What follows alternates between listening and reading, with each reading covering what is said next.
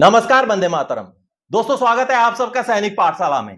भारत सरकार के मेरे हाथों में दो आदेश हैं दोस्तों, जो हाल ही में जारी किए गए आदेश हैं, जो बेहद महत्वपूर्ण आदेश हैं। और इन आदेशों के बेस पर हम ये आकलन लगा सकते हैं कि आने वाले दिनों में 4 जून 2024 के बाद बड़ी खुशखबरी आ सकती है। जी हां, मैंने 4 जून 2024 क्यों कहा? क्योंकि अभी फिलहाल आचार संहिता लगे हुए हैं चुनाव के, तो ऐसे में कोई बड़ी घोषणा सरकार नहीं कर सकती।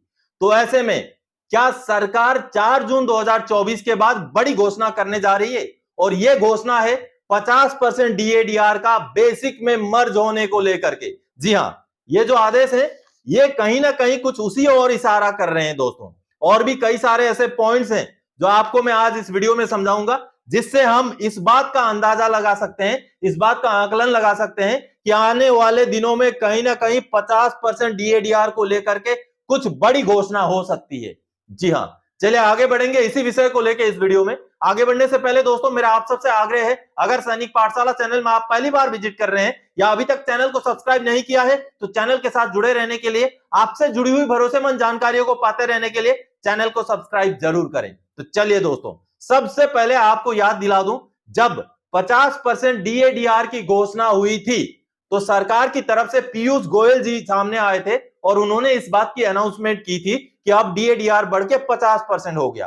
तो वहां पर जो पत्रकार सम्मेलन था, वहां पर एक पत्रकार ने उनको यह सवाल पूछा था कि क्या सरकार 50% डीए को अब मर्ज करेगी बेसिक में? और मंत्री महोदय ने थोड़ा सा टाल मटोल किया, लेकिन पत्रकार महोदय ने दोबारा से पूछा, सर ये 7वें पे कमीशन का रिकमेंडेशन है, तो क्या अब सरकार इसको लागू करेगी? तो मंत्री महोदय ने किस तरीके से जवाब दिया था, सबसे पहले उस बातचीत को हम सुनते हैं। उसके बाद आगे मैं आपको ये लेटर्स दिखाऊंगा, दोनों लेटर्स दिखाऊंगा, क्या है इसके मायने ये मैं समझाऊंगा दोस्तों आपको। और साथ ही साथ जो हमारे एआईसीपीआईएन के आंकड़े सामने नहीं आ रहे हैं पिछले 2 महीने से, उनका भी कहीं ना कहीं ये जो आदेश है उसके साथ कनेक्शन दिख रहा है। जी हां, तो चलिए सबसे पहले सुन लेते हैं उस बातचीत को जो पत्रकार महोदय और सरकार के मंत्री महोदय के बीच में हुआ था, उसको सुन लेते हैं। Hello sir, this is Rishi from Business Line. Sir, now since DA has gone to 50% of basic, for the next revision exercise, would DA be merged with the basic pay, sir? That is a decision that the pay commission takes. Sir, 7th pay commission has already indicated on this, so that's why, sir.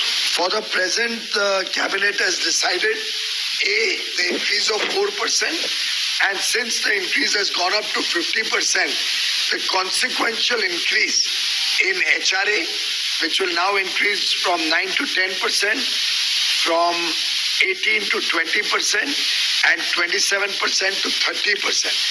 Similarly, gratuity upper ceiling will increase to 25 lakhs, and all the other benefits that were being received, they will all go up by 25%. So those will be the consequential changes of this increase in 4%. तो आप सब ने अभी जो बातचीत सुनी, उसमें जो पीयूष गोयल जी हैं, उन्होंने कहीं ना कहीं एक डिप्लोमेटिक जवाब दिया। उन्होंने ना तो ना बोला, ना ही उन्होंने हां बोला। इसका मतलब मसला 50-50 है। अब दोस्तों आपको याद दिला दूं, पिछले 2 महीने से एआईसीपीआईएन के आंकड़े श्रम मंत्रालय द्वारा सामने नहीं आ रहे हैं। लेबर ब्यूरो द्वारा जो आंकड़े सामने रखे जाते हैं, जो महंगाई के आंकड़े जो फरवरी और मार्च के आ जाने चाहिए थे कई दिनों पहले, वो अभी तक नहीं आए हैं। इसका मतलब क्या बनता है? क्या ये इस बात की ओर इशारा कर रहा है कि आने वाले दिनों में डीएडीआर को लेकर के कुछ ना कुछ होने वाला है? और अब जब ये आदेश सामने आया है दोस्तों, ये भी बेहद महत्वपूर्ण आदेश है, ये भी श्रम मंत्रालय के ही आदेश हैं दोनों। सबसे पहले तो इनको मैं दिखाता हूं, ये जो सामने आप आदेश देख पा रहे हैं, और ये आदेश दोस्तों 30 अप्रैल 2024 का है, श्रम मंत्रालय का ही आदेश है। इस आदेश में जैसे आप हेडिंग देख पा रहे हैं, announcement of gratuity on account of dearness allowance rising bye 50%। दोस्तों इसका पैराग्राफ नंबर 1 को छोड़िए, 2 नंबर पैराग्राफ महत्वपूर्ण है, जिसमें इस आदेश में यह बताया गया था कि चूंकि अब डीए 50% बढ़ गया है, तो 25% जैसे कि अलाउंसेस में वृद्धि होती है, उसी हिसाब से जो ग्रेचुइटी का मैक्सिमम लिमिट है वो अब 20 लाख से बढ़कर 25 लाख हो जाएगा। और इसमें पेंशन मंत्रालय के एक ऑफिस मेमोरेंडम का रेफरेंस दे करके इस आदेश को जारी किया गया था दोस्तों, और 30 अप्रैल 2024 को ही इस आदेश को जारी किया गया था। अब दोस्तों ये तो रहा वो आदेश। अब मैं आपको इससे भी महत्वपूर्ण आदेश दिखाता हूं, जो कि 7 मई 2024 का ये आदेश है। अब ये जो आदेश सामने आप देख पा रहे हैं, और ये आदेश 7 मई 2024 का श्रम मंत्रालय का ही आदेश है, जैसे आप देख पा रहे हैं। और इस आदेश में सबसे महत्वपूर्ण बात दोस्तों, 30 अप्रैल 2024 का वो आदेश जो थोड़ी देर पहले मैंने आपको दिखाया था, उसको इस 7 मई 2024 के आदेश के जरिए स्थगित रखा गया है। केप्ट इन एबेयंस का मतलब स्थगित रख दिया गया है, यानी कि जो आदेश 30 अप्रैल 2024 को 50% डीए हो जाने की वजह से ग्रेच्युइटी में बढ़ोतरी के साथ निकाला गया था, उस आदेश को स्थगित रखा गया है 7 मई 2024 के आदेश में।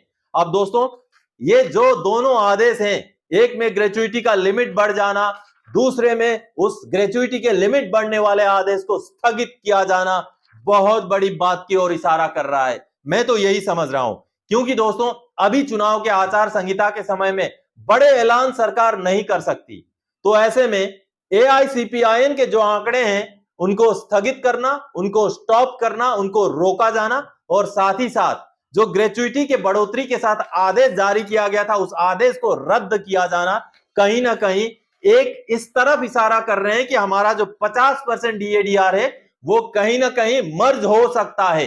मैं 100% आपको ये नहीं बोलूंगा कि मेरा आकलन बिल्कुल सही है, लेकिन जिस तरीके की सुगबुगाहट है दोस्तों, डीएडीआर का जो आंकड़ा है एआईसीपीआईएन का, उसको स्थगित रखना, उसको रोक के रखा जाना, जो आदेश जारी किया जा चुका है उस आदेश को स्थगित किया जाना, और साथ ही साथ मंत्री महोदय का 50% डीएडीआर के मर्ज को लेकर के ना हां ना में जवाब देना, कहीं ना कहीं इसी ओर इशारा कर रहे हैं। दोस्तों आपका मानना क्या है, आप जरूर कमेंट करके मुझे बताइएगा कि क्या होने जा रहा है डीएडीआर को लेकर के। तो दोस्तों आज के इस वीडियो में इसी जानकारी के साथ आया था। आगे और कोई जानकारीदायक आपसे सरोकार रखने वाला विषय लेके मैं फिर से हाजिर हो जाऊंगा। तब तक के लिए जय हिंद दोस्तों।